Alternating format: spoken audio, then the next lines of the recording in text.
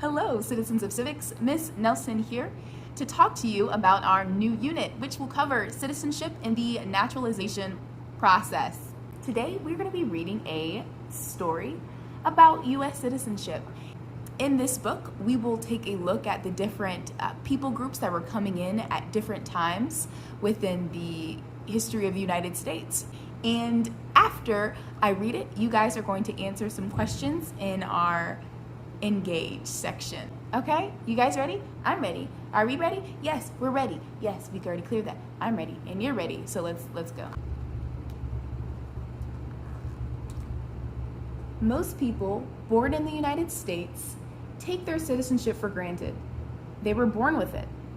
They didn't voyage across deadly oceans in unseaworthy ships or face long years of waiting for a prize visa to the United States. Most Americans don't give a second thought to the rights and privileges that they enjoy as U.S. citizens.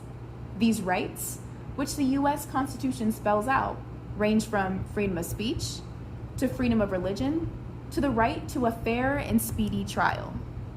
But millions of people all around the world dream of becoming U.S. citizens. When they compare the United States to their own nations, they see this country as a land of vast economic opportunity, in a place where citizens play an active role in shaping and even deciding a government's direction. The first wave. During the first wave of immigration, settlers to the present United States came primarily from England. At the time, of course, the United States was still a colony of England. Settlers from France, Germany, Ireland, and Scotland joined them. The major reason that most came was for economic opportunity. In their own nations, life was often very hard, and people born poor had nearly no chance of advancing. Others came to avoid religious persecution, and some came just for the adventure of settling in a new and undeveloped land. Many of these people didn't have enough money for the difficult and dangerous trip across the Atlantic. They would sign a contract agreeing to work for 4 to 7 years as servants for masters who would pay for their passage. These people were called indentured servants. England often sent convicts from its jails here. When they arrived, they too usually became indentured servants.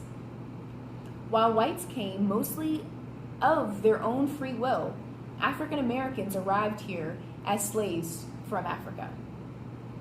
Often blacks of one tribe were sold into slavery by other ruling African tribes. The second wave.